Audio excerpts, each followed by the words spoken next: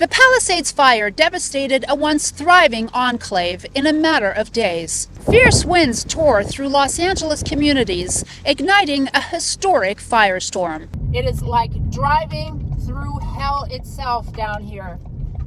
Literally through hell. Unrelenting hurricane-force wind gusts tore through the Pacific Palisades and Pacific Coast Highway, torching home after home. After officials issued an evacuation order, thousands of people fled for their lives, taking with them only what they could carry. The aftermath, a catastrophic burn scar where in some areas nothing was spared. How far would this fire go? And how would firefighters find a way to stop it from moving any further into Los Angeles? A firefight this size requires a massive response.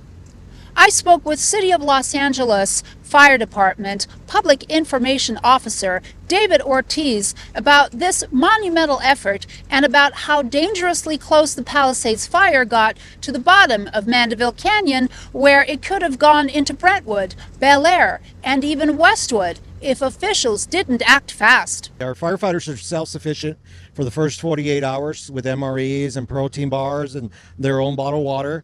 But once you go beyond those 48 hours, they can't sustain themselves. So we need to basically build a city.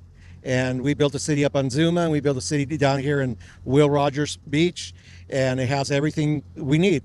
We have our own fueling stations that fuel our rigs. So everything you can imagine, we have. All of these conversations happen ahead of time. Relationships and networks are built, agreements are built, contracts are signed. And Los Angeles is an area that is not new to this. We've had disasters all through our history, everything from brush fires to the COVID.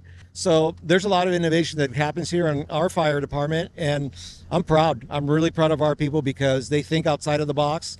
They use the resources that are available to them.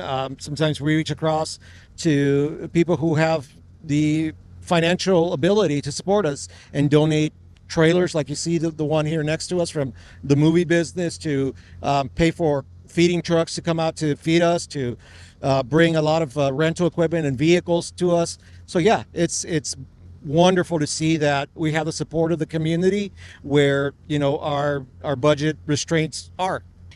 How do you separate crews working in the neighborhoods from working in the terrain and the steep hillsides? How does that work? So we don't separate them. We have different typing. And so some of those are strike teams, some of those are task forces, some of those are hand crews, some of those are, they all play an integral role, and we can't operate without any one part of those. So we saw what happened when the air power was eliminated due to the strong winds. Anything above 40 miles per hour, it's dangerous for aircraft to fly. But you can see the sun is going down and nighttime is going to fall, and that's going to restrict a lot of the tools that firefighters have to fight the fire here in Pacific Palisades and Malibu area on PCH and in other locations here on these hillsides that are becoming more and more dangerous because of the conditions.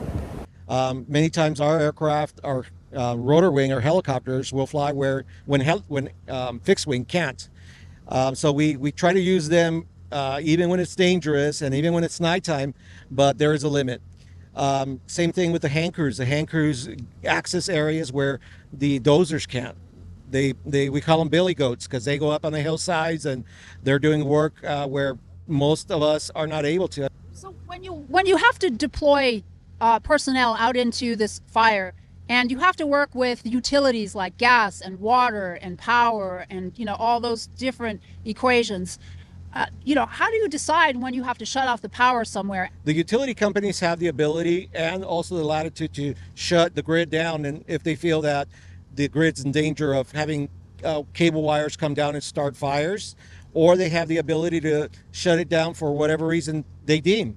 They manage the electricity. We don't have control over that, but they are also an integral part of the incident once we gain control and we can assure the safety of their crews coming into an area that's not on fire. And so like right now, as we are entering the repopulation phase of this incident, they are part of the what we call the CNG, the cooperators meeting.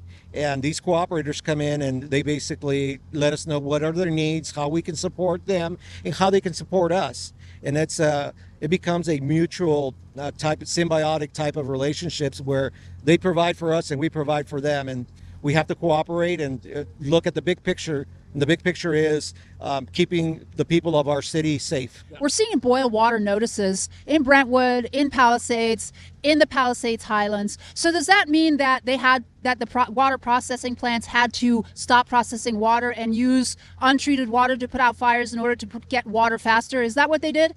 You know, that's a very excellent question, and that's a question for the folks that manage the water. On the 6th day of the fire, it was the change in wind coupled with the night vision and thermal imaging capabilities of water-dropping helicopters that gave firefighters the advantage in the middle of the night into the morning hours. With those technical capabilities, trained helicopter pilots were able to make strategic water drops on Mandeville Canyon that saved not only Mandeville Canyon, but also neighboring Brentwood, Bel Air, and Westwood. I don't know, honestly, how much those night vision helmets and vision goggles were cost, but they are very expensive, I know. And the foundation raises money for us every year to buy us specialized equipment like that, so our pilots are able to use those and fly at night. And the city of Los Angeles has been flying without those night vision goggles before we could afford them, because our pilots are dedicated, they know the terrain, and they're very slow but pros at what they do. Come 30 years later, now they have all this high-tech equipment that our other neighbors like LA County and the state have emulated, and now their helicopters have the same technology and they're doing the same things we are doing. And so it's great to see how we're leading the charge and these other organizations are following our lead. The Palisades is gone, and it's a tragedy. The loss is Altadena. It's a tragedy. It's horrific, and we don't even realize yet how badly this has hurt us. But it could have been worse, a lot worse. I saw a gas main on PCH on fire, not a line, a main. I know how bad this could have been had something like that happened in Los Angeles. So yes, I do think that you really, really had a heroic effort that night that really could have gone badly, even more badly than the Palisades, in my opinion, someone who has studied these fires for 20 years. Yeah, you're dead on. You are absolutely correct with everything you said. Firefighters never took their eye off the Palisades fire, and even more importantly, the wind which drove the fire.